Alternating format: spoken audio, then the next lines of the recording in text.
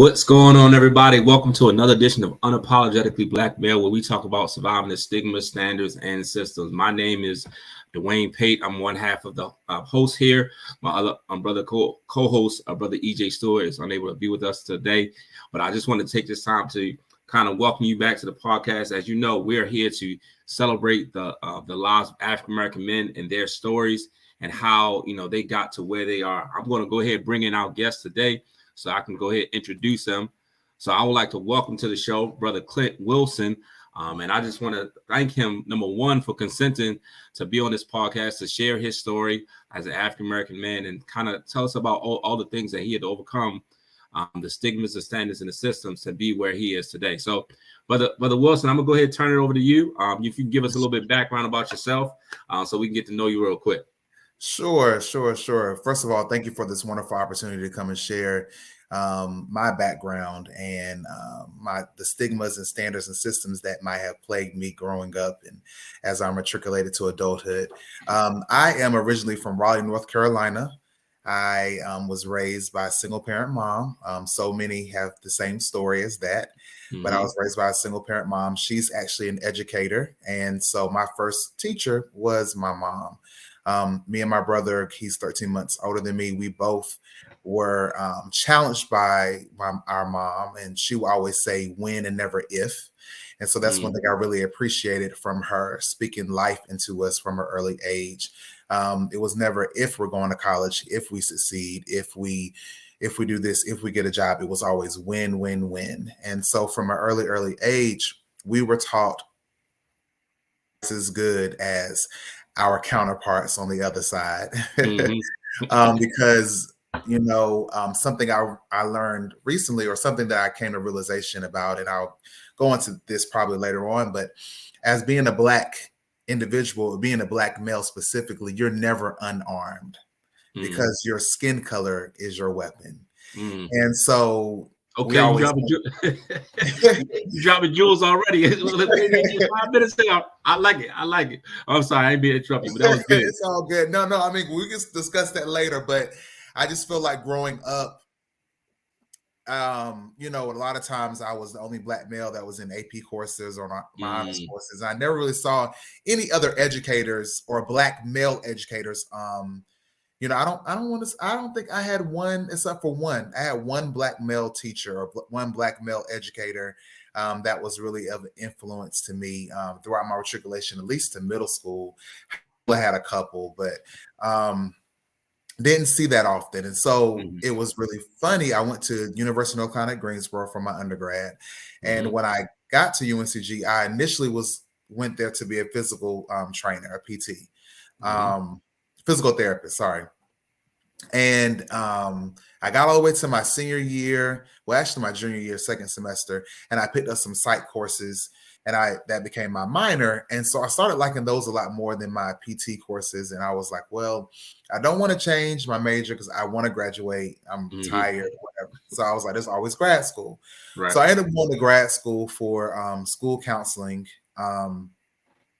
And I went to North Carolina Agriculture and Technical State University for my graduate degree. And when I graduated, I ended up staying in Greensboro. That's where the schools are located, staying in Greensboro. And I became a school counselor. And our role, or I guess my ministry or my mission there, would be to show our Black and brown kids that all educators aren't white. Our educators aren't female.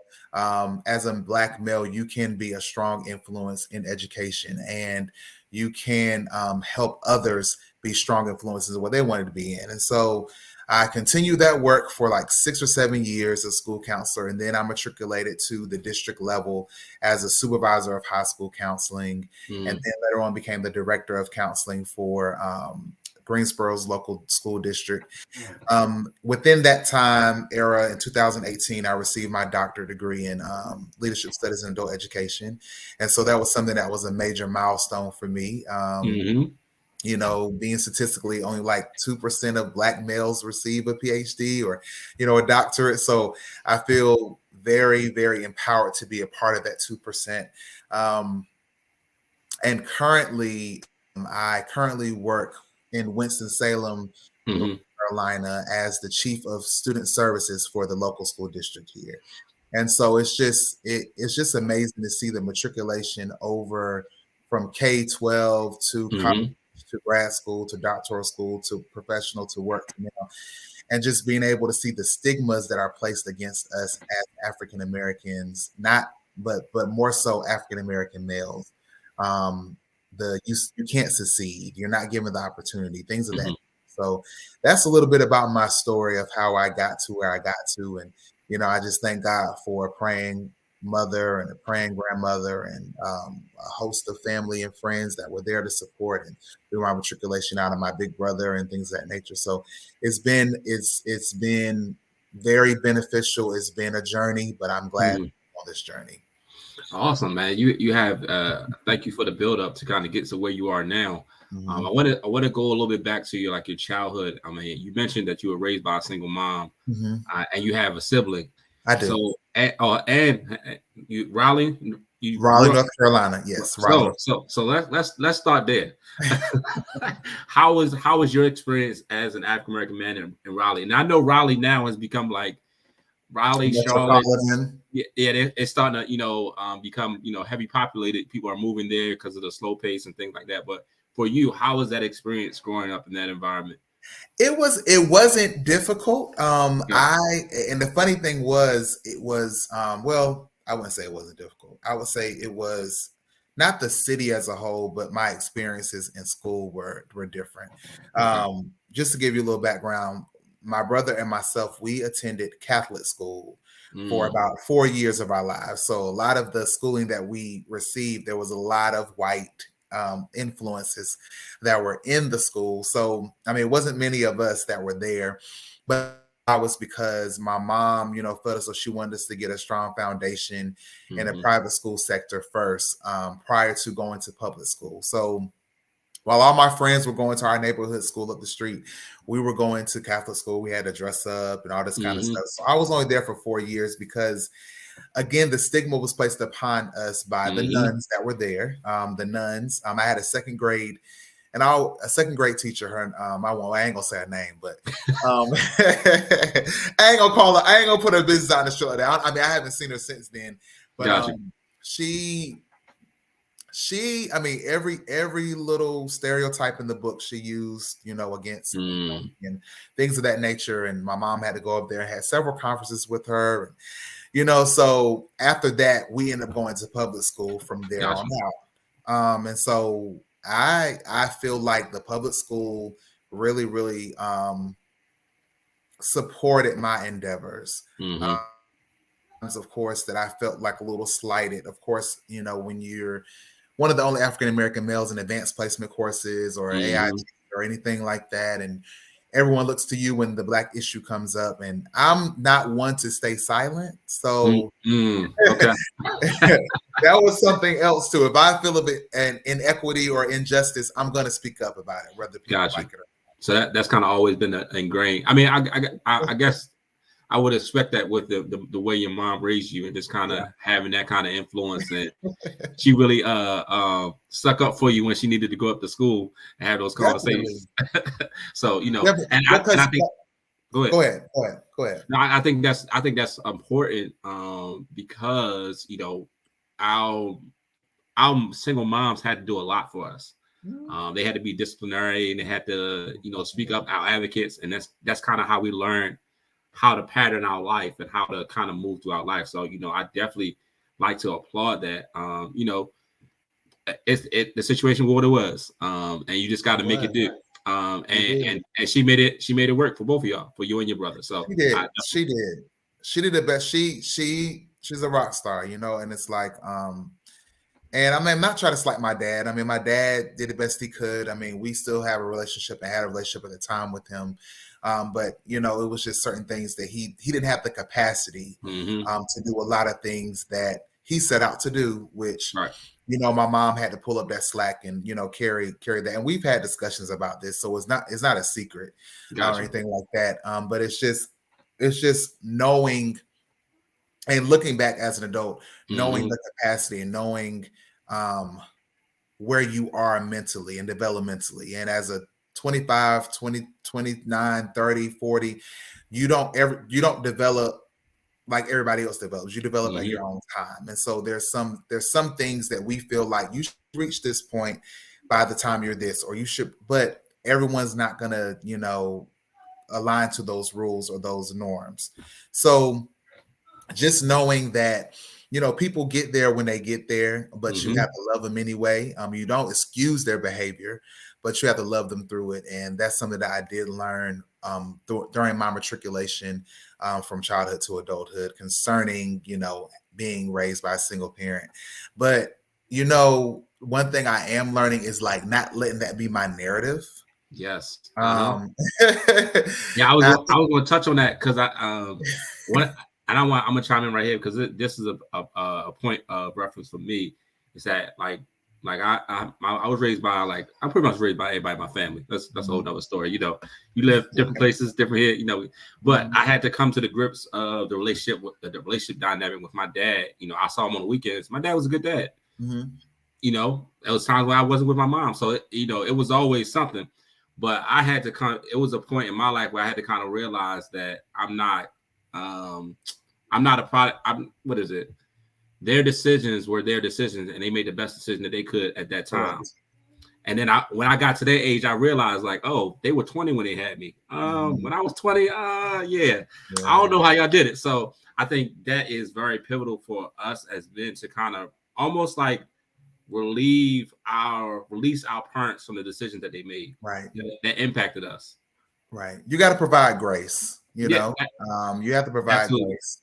And you have to learn how to forgive because honestly, forgiveness is for you and not for anybody else. And so to move forward, that was a point in my life too. I was struggling. I was like, and I'm like, I'm sure he's sleeping good. Like I'm the one that's tossing and turning at night, right. So, just being able to let go and let him in, was a blessing to me, and so, and we've had our struggles but I mean, every family has. I mean, there's no perfect family. There's no blueprint. There's nothing like that. I mean, we can go back to Adam and Eve and they, look, their children killed one another. You know what I'm saying? So, it's like, there's no perfect family that's out there. And so you just have to accept the ones that you have, hold them accountable. Yes. But you have to accept what you have and just pray for better days. And so that's always been something that, well, I wouldn't say always, but that's something that I'm leaning more towards now. And I think I let a lot of that influence me growing up. And I missed out on a lot of things, and so I missed out on a lot of time because I did have some unforgiveness and unresolved in my heart. So those are one of those things that you just have to, see and just be like, it is what it is. But right. I'm still here.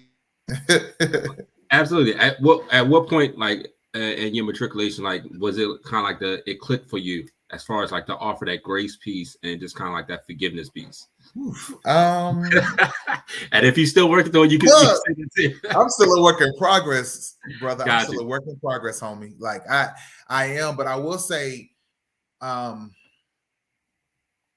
moving when I moved into my 30s, I think I was I think I was like, okay, so it's time to, again, you're keeping the same narrative. You're telling the same story over and over again. And it's like, are you trying to get sympathy or are you telling the story to empower others? And so now it's more so if I do tell the story, it's to help you out, to help another brother out. It's not to garner pity. I don't need no pity from nobody because I felt like I got all that I needed to get where I needed to get to. So it's not like any of that, but I just think it's more so you giving the platform of the Black male voice and what we've been through. And a lot of times as Black men, we're told not to really share our emotions and feelings and where we're going. All that kind of stuff, just bottle them up. But then that's why we have heart attacks. That's why we have strokes. That's why we have high blood pressure. This.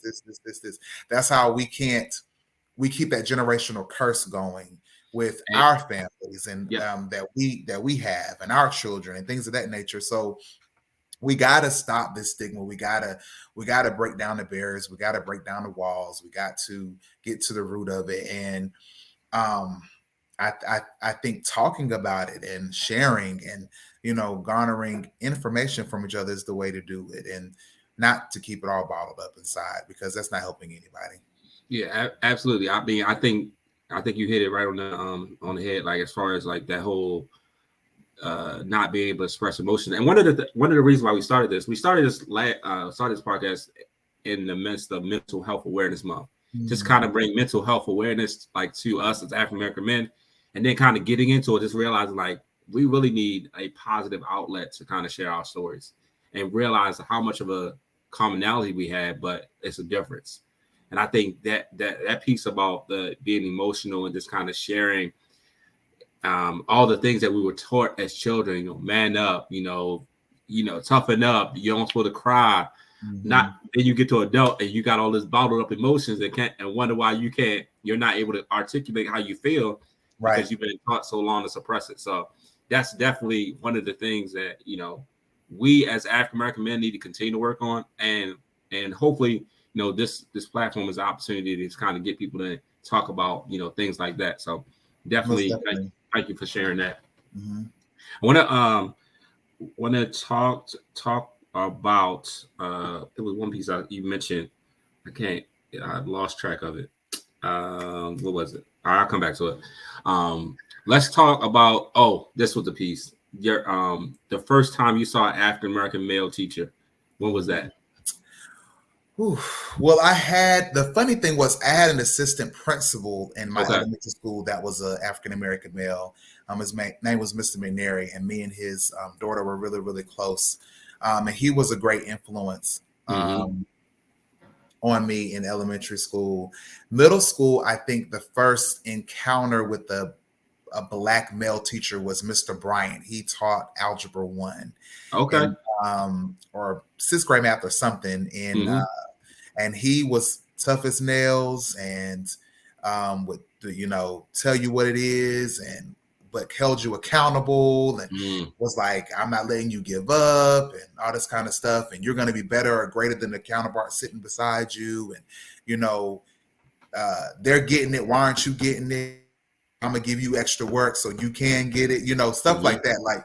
But he really, supported all of us, and he wanted us to win. And so that was different, because it was like, who is this Black dude, right. giving us all this work. And my white, my white classmates don't got all this work. How come we're getting, that kind of thing. But he really, wanted us to be strong and in math and, things of that nature. And math was never my strong suit. So he was a great influence.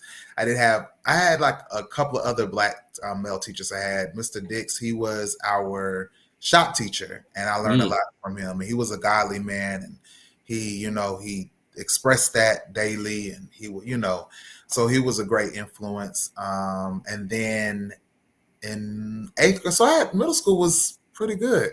At eighth grade, I had Mr. Prelo. He was my Algebra 1 teacher, so he was dope teacher.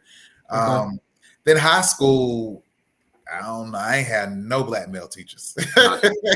It went from that to like nothing. Like they were there, but I never had them. But I still had like Black male influences that were there, like Mr. Scott. He was the band teacher. He's still an influence in my life now. So I did have great educators, but I mean, I always had great Black female educators now. Like they always were there. They say mamas everywhere. They always were around, whether you were in their class or not, they had the eye on you. So I mean, but I will say like those educators had a major influence on how I probably wanted to, what my career path was going to be. So. Gotcha. Did you ever see yourself in your current career path, or okay? No. Well, like the funny thing was, like I think I saw myself, but subconsciously I didn't see myself in it. So let me explain. Okay. So it was like maybe year one. I forgot. Was I in grad school? It was the year one of me actually being a school counselor. Okay. I came home to my mom's house, and she's type that sometimes she keeps like a lot of our work from like back in the day in school stuff. So Mm-hmm. I was going through like some old stuff, and I came across this resume that we had to write in 8th grade. Mm-hmm. And it said like, your top choices of careers. And like the first thing was I was going to be this singer and tour the world. I was going to be, out there. I'm going to be little Luther, whatever. little Luther.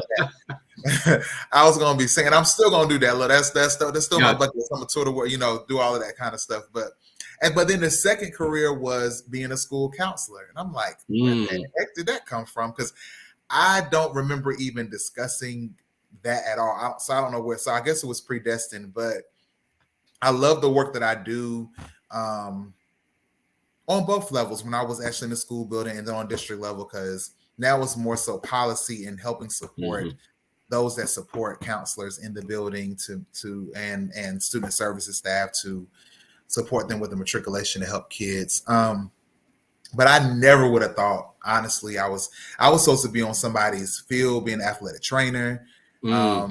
That was my thought. That was my go-to. That's what I was going to be doing. Or sports psychologist. Those were the two things that I were thinking I was going to do. I never thought really I was going to be education, but I landed here and this is where I am, and it's, I know it was definitely destiny for me to be in this field because, I'm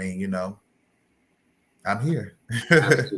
So yeah, I that's why I started at athletic training too. Okay. They end up. I was like you. I did so much time. It was like when I switched my major, I was like, I ain't gonna switch. I'm just gonna finish it off and just go to the next thing. so definitely understand that. So now you've kind of worked your way through, the school system. Now you're kind of on the director level. You're overseeing everything. What have been some of the barriers for this level of leadership that you have gained in your current field career path? That really maybe could speak to like some stigmas that were already out there and things like that. I will say the educational field, especially student services, is not very men heavy. Okay. That's like social workers, school counselors, like mainly are women for the most part. So breaking that barrier alone was something. And then being younger than most of your counterparts in the profession that, that was something else. That was like another barrier to, and then again, like I said, I'm very expressive. And so I do what I'm supposed to do. I work well with people. I'm a, very humorous team player, but at the same time, I'm a very big advocate. And so if I know, or if I see something that's wrong, I'm probably going to say something about it. So that's just another thing. And there's inequities and there's always this thing like academia versus student service. It's like the academia world. And so I always feel like we should be working together because Maslow hierarchy of needs. I mean, if students aren't getting their basic needs met, then they're not going to be able to do the academics. And so student services provides those tools and to help students garner their basic needs. And so, but the stigmas and stuff is just like, what do you know? I mean, who are you? Things like that. Like, now is it blatant or is it more like the subtle approach, like the passive aggressiveness that comes with working in certain spaces is blatant. Okay. In certain spaces is passive aggressive. It's weird because in certain spaces, when you walk into the room and they're like, you're gonna be this person's gonna be leading or doing whatever, you're like, really? And then you open your mouth and people say, I'd like to introduce you to you, Dr. Clint Wilson. They're like, doctor, da, da, da, da. And then the respect starts coming. And I'm like, okay, so is it because I have a title? Because honestly, I go around telling anybody that if they say Dr. Wilson, I'm like, it's Clint, please. I'm good. Like, I know my accomplishments, but I also know who I am and where I'm from. And so I carry that with me everywhere. But I think it's just the stigma of, it's like I was talking about earlier, like I will never be unarmed. Mm-hmm. Like I will never be unarmed. Like I'm still seen as that thug off the street that, Mm-hmm. who are you? Like, How'd you get here? how'd you get here? Who gave you a pass? Right. What qualifications do you have? Like I feel I have to jump through more hoops to prove my worth than somebody else does, Oh And yeah, I so mean, yeah. but that's in life. Like that's in general. Like I think we will always be looked at like that. Like who and then it's like a whole bunch of vouching. Like other people have to, vouch for me. And I'm like, I don't need anybody to vouch for me. I know what I got. I know what I'm worth. And so, but I think in their world, it's a lot of like, oh, he's good. He's a good one, I've been told that too. Like you're different. You're not like I'm not like what? Go ahead, say it. Go ahead and say it because I can turn real quick. I know how to code switch, but I'll go right back. It's still in there. Right. I'll go right back to Clint from Southeast Raleigh. Don't do it. Yeah. I mean, that always because I went to PWI. So for I did too for undergrad. Mm-hmm. So that and Pierre being one of the only active African American men like on campus, like with activities like Black History Month, we call on you, and it's like at some point, like really, right? They won't put you on the flyers, all that good stuff. Right. I was on every poster at UNCG, every poster pointing, doing this, doing that. I mean, I was on every poster at UNCG. Like it's crazy how those shared experiences happen, and like there was one time I remember I was in a class and it was, a lot of Caucasians that were in there and I looked around the room and I remember they were talking about, I forgot how we got on race relations, but I said, and social economic status stuff. I said, and I raised my hand. I said, there's a lot of different nationalities in here. There's a lot of different people that's all from other walks of life, social economic statuses, all that stuff. I said, but guess what? We're all sitting in this classroom together. So you ain't no better than me, and I'm no better than you, regardless of if your mom and dad paid for you to get up in here, or regardless if I earned my way in here like I did, or you got money and I might not. I have to work like 2 or 3 jobs to make sure I'm staying afloat. Whatever. We're still all sitting in this class, but I can guarantee you this much: if it came down to you getting the A or me getting the A, I'll bet on me any day. Like that's just the way it is. So like, because I'm gonna work for mine. So I think you got to put people in that mindset. Like we're all sitting at the same table. Like whether you want me to be here or not, we're still sitting around the same table. And I'm gonna voice my opinion just like you feel like you can voice your opinion. And so it's just sad that we still have to fight those battles, but it's like second nature. Like I'm used to it. I'll agree with you. It's almost like second nature. Like you always know you're gonna have to work twice as hard to get to those positions of what we feel like of respect and like of authority over people who feel like they're more qualified than us, who feel like we don't deserve it or things like that. But I think what speaks to our level of resiliency is what keeps us going and our level of perseverance. The things that we got from our ancestors and from our parents. That work ethic to kind of stick it through. I know that's one thing I got from my dad. Like his work, my dad work ethic is crazy. Some might be overkill, but that's him. That's how he learned to go about life and giving it his all. And I think that's how we got to take the parts of them that make us who we are, but also incorporate our own identity within it. So to kind of make it our own.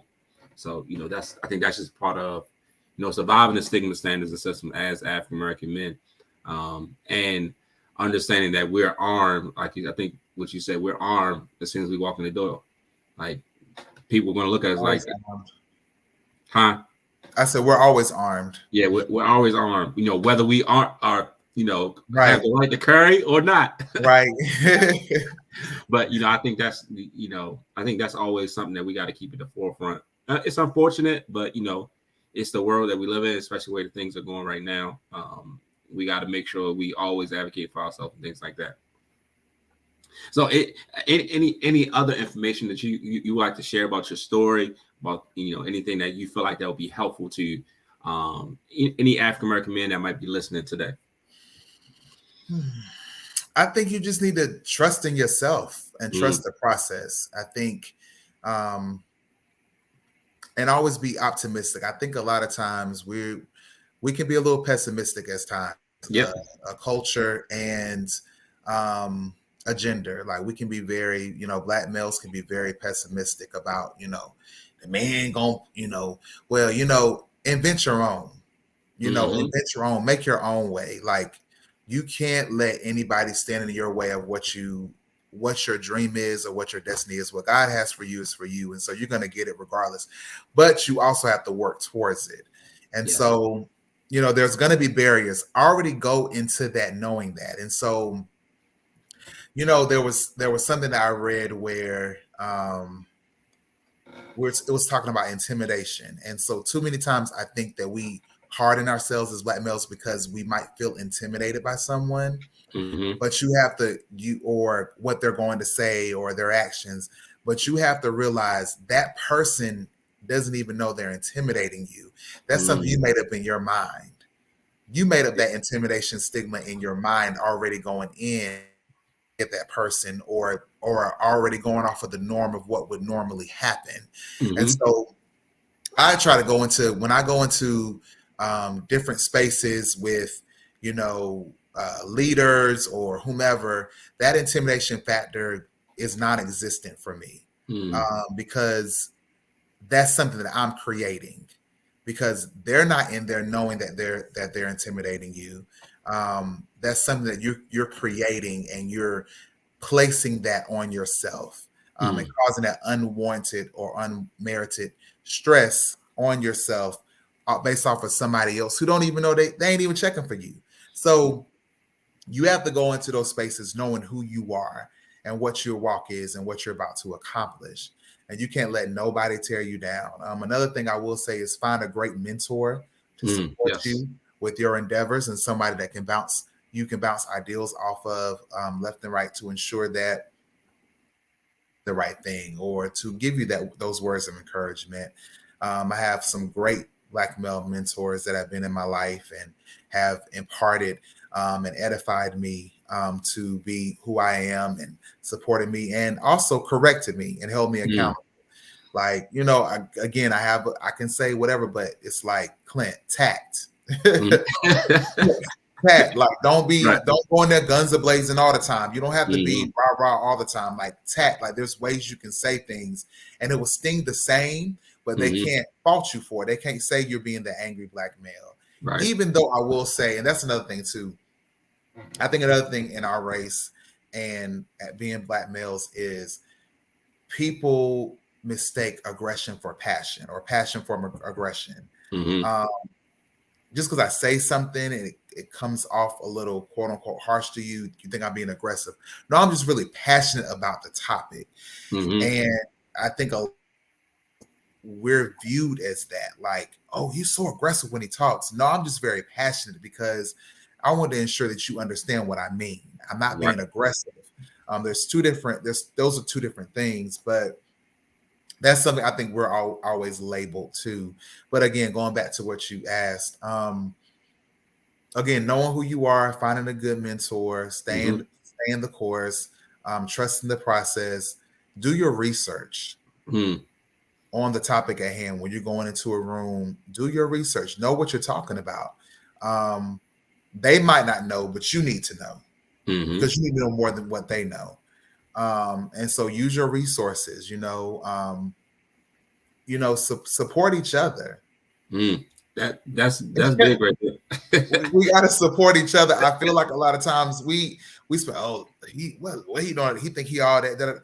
Support each other. Like, that's another Black man doing something good. Support business, support what you got going on instead of hating on it. Because it might have been your idea 10 years ago, but you decided not to put it on paper. So support it. Support it anyhow, So I think we have to come together a lot more than what we do. We have to, come together. But I would say those would be some of the things that I would definitely, some suggestions or advice that I would give other Black males while they're trying to matriculate and get to where they need to get to. But just my main one is just trust the process. That's a good one. That's a good one. I'm a piggyback on what you said, I think, that community piece is very big for us. If we can kind of get us to get out of the individualized mindset that we have and work towards a community mindset. And we're not going to always agree on everything. We all have different perspectives, but I feel like we can make a lot more happen if we really just kind of let's just do this together. I don't have to do this by myself. Right. Yes, I started this business, but I know you got a business too. So like, let's work together. Let's make it happen. Let's impact culture more than we impact our pockets. And I think if we impact the culture, that it'll pay us back in return. No, definitely. But you're gonna have to put the work in, and it's gonna be a sacrifice, but it'll be worth it in the long end, because you'll make an impact that lasts a long time, instead of like just immediate. Oh, I just got this money for this one time, this couple months that I sold this product, and that was it. So right. I definitely want to echo that sentiment, and just really and this once again, thank you again for this kind of taking time out of your schedule to join me on this podcast, this kind of sharing your story. Where we are here to highlight the stories of African American men and all that they have overcome.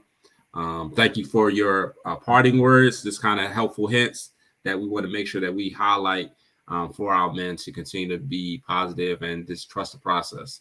It's not always going to be easy, but it'll be worth it if you stick with it. So most definitely.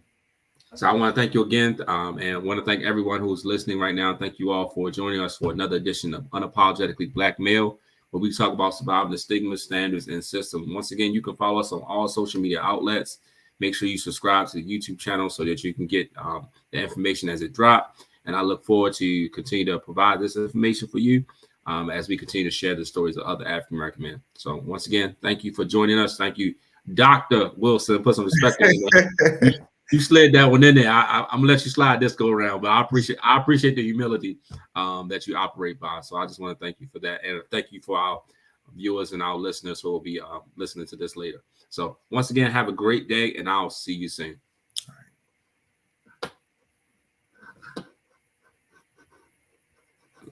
All right.